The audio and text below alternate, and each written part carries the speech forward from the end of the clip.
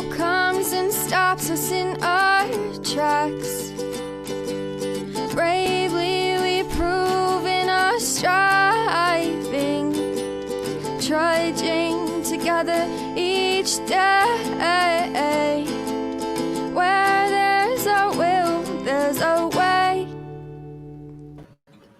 Good morning, everyone. It is good to see you. Welcome to today's daily reflection. Today is September 16th. It is Tuesday, right? Tuesday. Better be Tuesday because I'm doing Tuesday stuff. Good. Excuse me. If you're here, please say hello. Let me know that you're here. Just say a quick hi. And, while I'm talking stuff, feel free to put in your own comments, your own experience and strength and hope. If you got a topic you'd like me to talk on, or if you have a topic you'd like to come on and talk about, that's available too. Let me know. We'll get you set up and get things going for you. So today we are talking about commitment. But before we get into commitment, I'd like to talk about life on life's terms. Just a little bit. I'm going to read something about it too. Life happens, man. It's the way it is. Yesterday, there's some things going on with my wife. She's in the hospital overnight. She's going to be okay. But there's just something about hospitals that set me off. My anxiety gets but life on life's terms, man. I mean, sometimes it can hurt, like I'm worried about my wife, but I still got to do what I got to do, right? I don't think my wife would want me to not do my daily reflections either. I don't think she'd want that. But we have to deal with life on life's terms and keep a good attitude. It's really important. And I had a hard time with my attitude yesterday, but I made it. I did it. Anybody an apology by the time the day was over. So this is what February 16th. What about justifiable anger? I think this is also life on life's terms here. I'm going to read it and then we'll get into commitment. If somebody cheats us or acts towards us in an outrageous manner, don't we have the right to be furious? Yeah, you do have a right. The hard-earned experience of countless others in the program tell us that adventures in rage are usually extremely dangerous. All right, now, and there is no justifiable anger, just so you know. Anger is anger. What you're going to do with it is what matters, okay? So while I must recognize anger enough to say I am angry, must not allow the buildup of rage, however justifiable. Can I accept the fact that if I am to live, I have to be free of anger? Absolutely. Just because somebody does something to you does not give you a right to abuse God's children. Okay? Don't take yourself so damn seriously. Okay? This happens to me a lot. People do stuff to me all the time. Heck, my daughter made me mad last week. And I had every right to be mad. Right? I had taken out on her? No. Even though I go out of the way to skirt them, may I be aware that there is always certain situations or certain people that will make me angry. I do not go somewhere because somebody else is there. No. Nope. I don't do that. I'm a free man. I will go somewhere where somebody is angry at me if I have business there. Now, I'm not going to go in there just to rub it in their face. That I'm not going to do. When my anger doesn't seem justifiable with arguable reason behind it, I may deny it even to myself. May I recognize my anger, whether it is reasonable or not, before I bury it alive. Today I'll remember it is all right to feel anger. Okay? Even when I hear crap behind my back, I will go to that person and ask them. Yep, exactly what I do. Did I do something to offend you? I hope not, and I'm serious, guys. I'm not kidding. I really do feel that way. Did I hurt this person? How they react is none of my business. None of my business. Okay? I have to keep my side of the street clean. Don't be hopping in other people's backyards trying to clean them when yours is a mess. I think is what we're trying to get to there, right?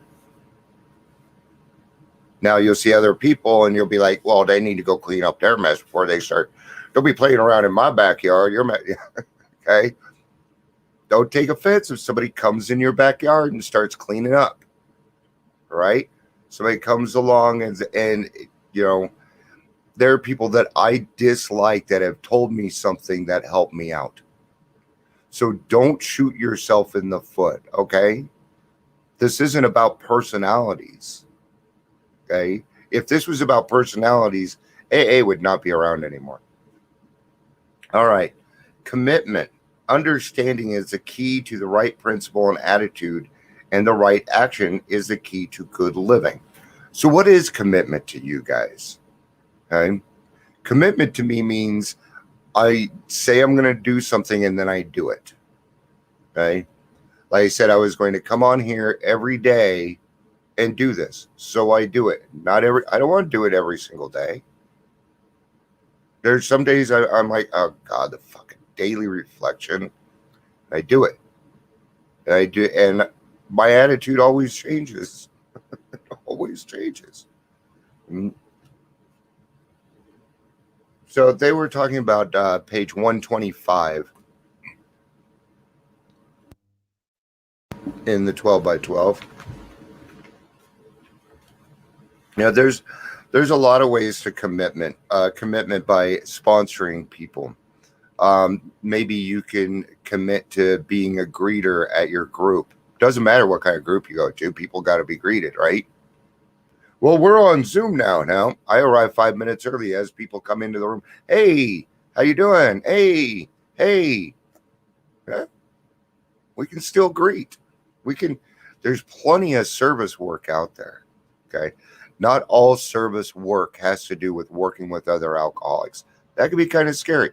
Not only that, but maybe you're not there yet and you need to do other kind of service work. Okay. Chair a meeting. If your home group allows you with the time that you have to chair a meeting, then chair a meeting. Okay, and ask, hey, does anybody know of any 12-step work that might need to be done? Trust me, there's plenty out there. All you have to do is open this and ask, and you're going to find that. Okay. The other commitment, and this is a commitment that we make to ourselves about staying clean and sober. Okay. And then we take a commitment to change our lives. Okay? And that's the big part right there, is the changing of our lives. When I came in, they said, yeah, you don't have to change much. Just one thing, everything. Right? And it turned out I didn't have to change everything, because there were a lot of qualities about myself that were really, really good that I didn't need to get rid of. I just needed to expand on and take a look at, right? But today, in well-matured AA, these distorted drives have been restored to something like their true purpose and direction. We no longer strive to dominate or rule those about us in order to gain self-importance, right? Look what I can do. Look at it. Isn't that how it feels when people are doing that now? Doesn't it look like, but at the same time, we need that joy in our lives. A lot of us didn't get to grow up. A lot of us didn't have any childhoods. The last time I went trick-or-treating, I was, 10, 11? Because I was either grounded or put away. Okay? That's why I hate Halloween. It's actually my favorite, but I never, ever celebrate it. I don't dress up. Nothing. Because, actually, I quit dressing up because when I dressed up as William Wallace one year, and somebody dressed up as a woman beat me out in a costume contest. And I lost all faith in people at that point. All right. We no longer seek fame and honor in order to be praised. Okay? Kudos come when kudos come. All right. And some of you guys may not agree with me on this. Okay. But let's say you have 17 months of sobriety. I'm sorry, we don't celebrate 17 months of sobriety. Wait till you're 2 years. Okay. Stop celebrating these weird amounts of sobriety. Okay. You are not terminally unique. Okay. There is a reason we have it set up the way that we do. There's a reason for it. Okay. And if you are trying to reach out to other people, even with your sobriety date, to get attention, it is wrong. Okay. It's wrong. I still celebrate with people. That's what they want to do. But I'm going to let you know how I feel about it is you celebrate your, well, I'm going to have 90 days in 2 days. Then come talk to us in 2 days. Okay. It is a 2-day program. You have 2 days. That is it. Okay. I'm not going to celebrate 323 days of sobriety. Nope. 365 that 1 year. There's a reason for it. When we devoted service to family, friends, business, or community, we attract widespread affection and sometimes singled out for the posts of greater responsibility and trust. We try to be humbly grateful and exert ourselves the more of the spirit of love and service. True leadership, we find, depends upon able example. Upon able example. Let's say it again. Upon able example. That's what we do here. We live by example.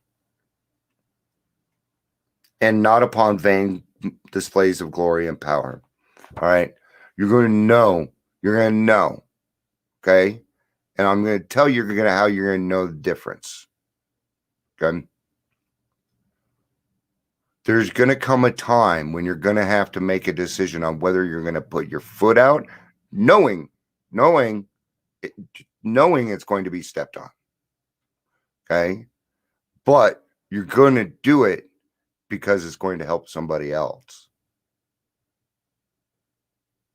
Okay. Welcome to being humble. All right.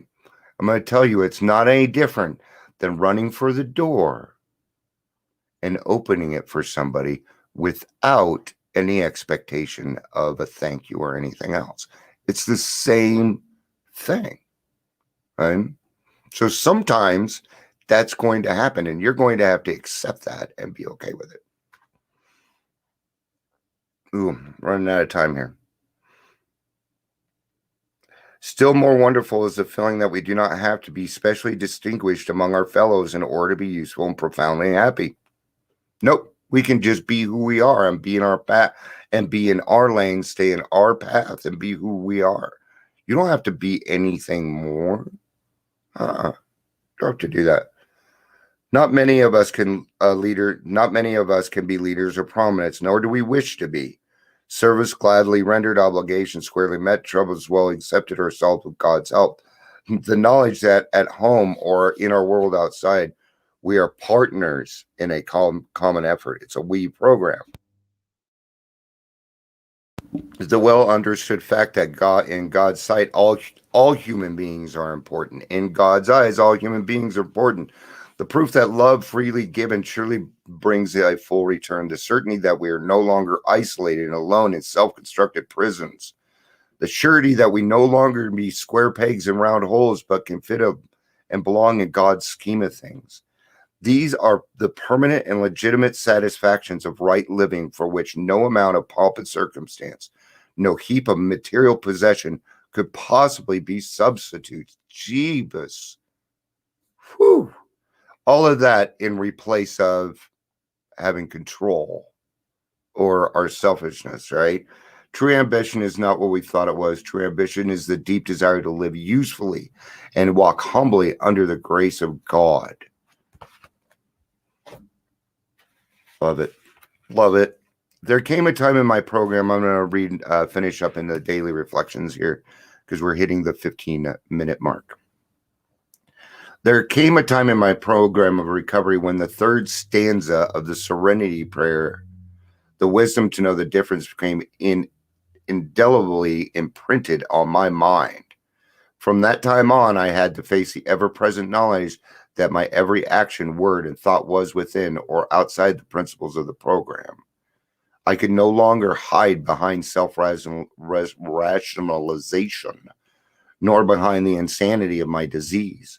The only open course to me, if I was to attain joyous life for myself and subsequently for those I love, was one in which I imposed on myself an effort of commitment, discipline, and responsibility. Man, those are three big words: commitment, discipline, and responsibility, but they're all the same, right? Do you feel a responsibility when a new person walks into the room? Because you should, because we're responsible for those people, right? When anyone anywhere reaches out for the hand of God, reaches out for help, I want the hand of God to be there, or AA, or Recover Simply, or whatever program you're from. Just insert word, right? The only thing that I'd like to bring up real quick before we leave is in the Serenity Prayer. Okay, so God grant me the serenity to change things that I can't. Right? Those are usually nouns, people, places, and things. The courage to change things I can. That's usually an inside job, but not always. Okay.